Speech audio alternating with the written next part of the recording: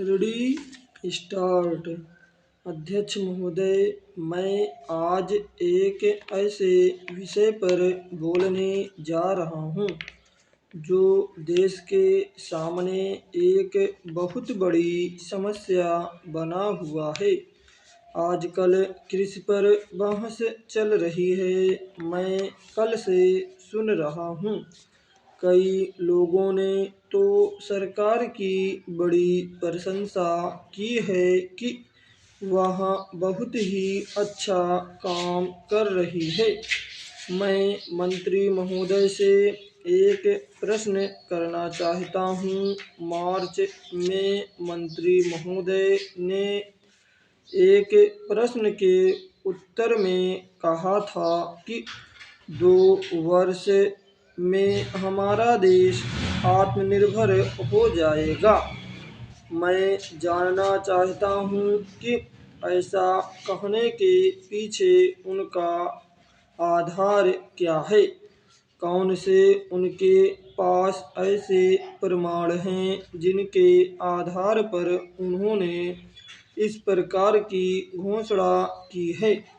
मैं चाहता हूँ कि जब वह उत्तर दें तो इस बात को अपने उत्तर में बताएं।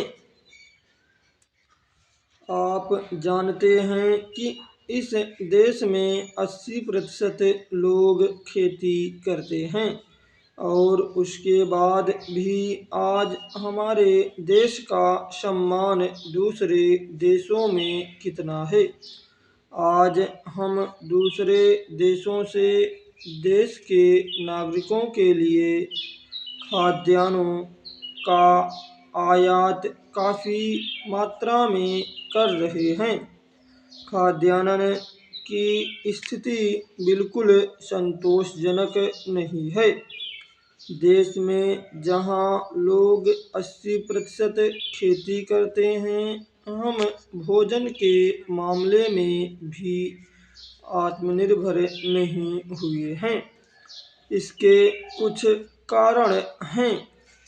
जिस देश स्वतंत्र हुआ उसी समय से इस सरकार ने कुछ गलतियां की हैं, जिसका यह परिणाम है कि आज इतने वर्षों के बाद भी हम आत्मनिर्भर नहीं हो सके हैं।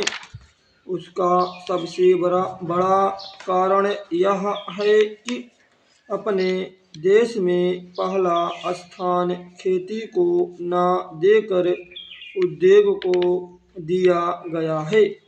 उद्योग हमारे देश के लोगों की जीविका का मुख्य साधन नहीं हो सकता है।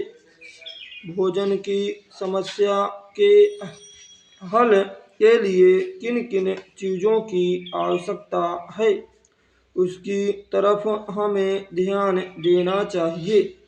सबसे पहले पानी की आवश्यकता है। मैं समझता हूँ कि देश में सिंचाई पर काफ़ी जोर दिया जाना चाहिए और सिंचाई तथा खाद्य मंत्री एक होना चाहिए। यह मेरी मांग है। पानी के बाद खेती के लिए खाद भी आवश्यक है।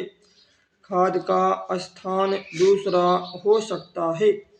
आज देश में खाद की बात काफ़ी जोर देकर कही जाती है। यह कहा जाता है कि उपज को बढ़ाने के लिए खाद की आवश्यकता है।